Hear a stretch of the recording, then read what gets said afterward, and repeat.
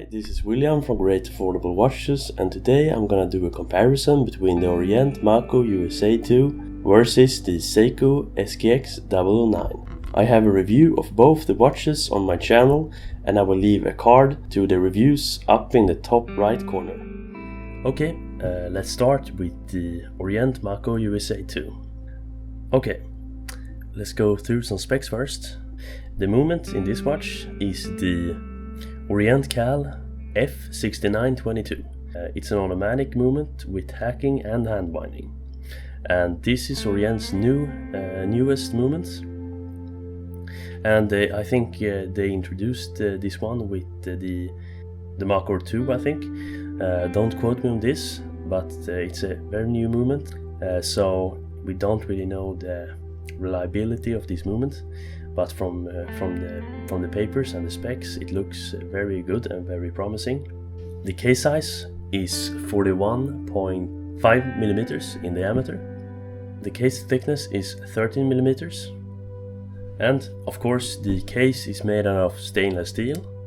It got a signed screw-down crown, which feels pretty solid.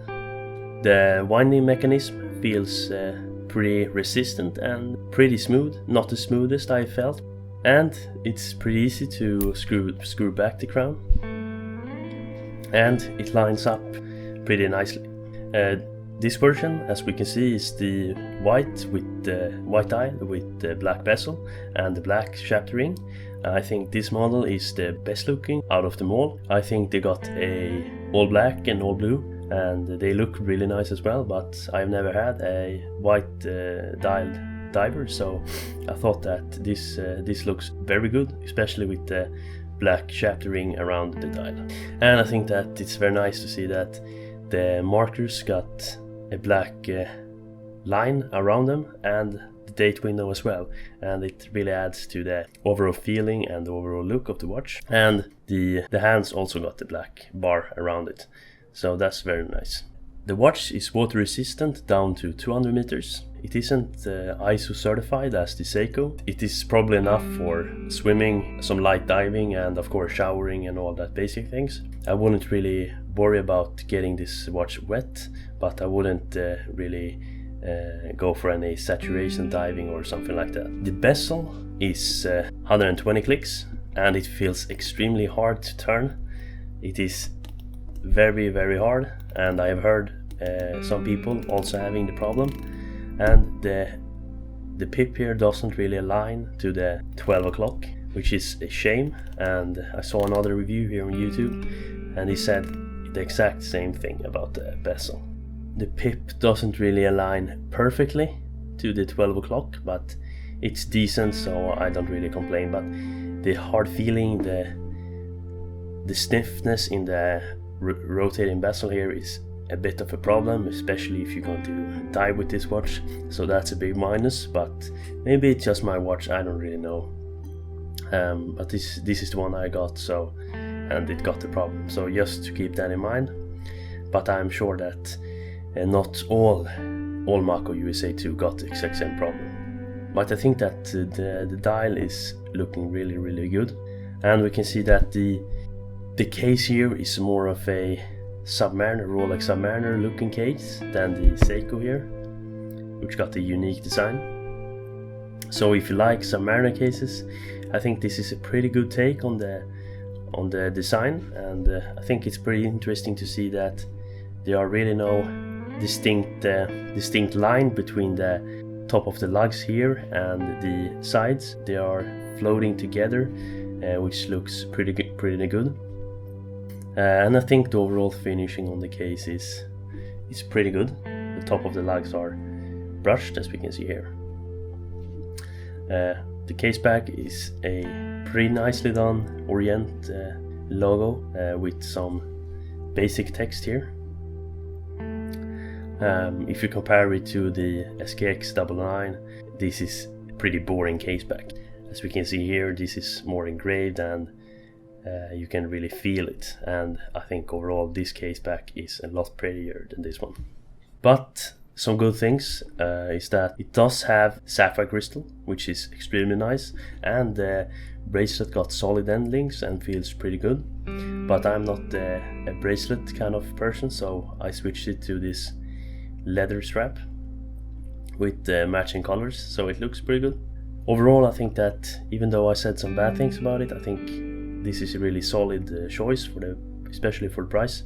It got a very nice movement, it got sign crown, pretty nice case back, sapphire crystal, and overall a very nice dial, and pretty good finishing overall on the case. So it's a very nice buy considering the money, and I would say that it definitely competes with some of the Swiss-made divers in this price range, like the Steinart, and this is a really solid choice if you like a more of an original design than probably Steinart are. So I think you can't go wrong with the Orient, but of course we got the SKX, and in some ways the SKX is a better watch, and we're gonna go through some specs first. The case size is 42.25 millimeters. The thickness is 13.25 millimeters. The lug width is the same as the Orient, I forgot to mention that. It's 22 millimeters. So it's a pretty chunky watch, but or I should say it's a pretty big watch considering the specs. But it wears a lot smaller actually than you can think, and I think it's a very well-sized watch in my opinion. And it sure got some wrist presence as well, and it doesn't really wear too small. I think it is a perfect size for me at least. The crystal is Hardlex mineral crystal. It can definitely get scratched pretty easily. I much prefer the sapphire crystal on the Orient, because sapphire crystal is really something worth the price in my opinion, and I think really nice to know that the crystal is almost impossible to scratch. It also got a unidirectional bezel with 120 clicks, and it feels a lot more solid and easier to turn, but not too easy if you compare it to the Orient. And overall I think the bezel action on this watch is better than on the Orient. The watch is also ISO certified. I go through ISO certification more in depth on my review of the watch. Please check it out if you want to know more about ISO certification. The movement in this watch is the famous Seiko S26. It lacks hacking and hand binding, so the movement, at least on paper, is better on the Orient. But this is old and robust movement, which will probably work for 10 or more years without needing service, so it's extremely robust movement. But I think the biggest difference between the two watches is the case design overall, and in my opinion I think the case is probably better made and much more unique than on the Orient. And this is really a unique Seiko design, and I think it's really nice to see an other design than Rolex Submariner homage cases. Even though I personally prefer this type of case, I think it's very nice to see a more unique design. And as we can see here, they do look a lot different in many ways, but I think overall they are two solid watches, especially for the price. Spec wise, the Orient is better on paper and it got some very nice features, but the SKX is a true legend, so you can't really go wrong with this one.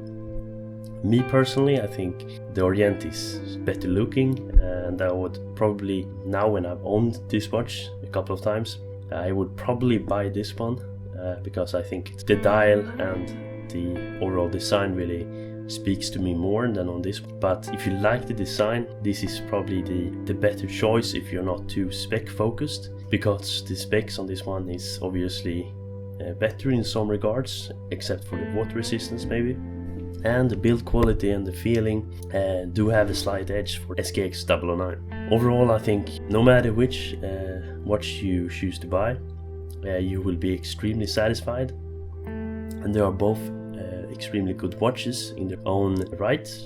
So I hope this quick video makes it easier for you to decide which one you should get. And I hope you liked this video, and if you did, please like and subscribe. And I hope I see you in the next one. Bye.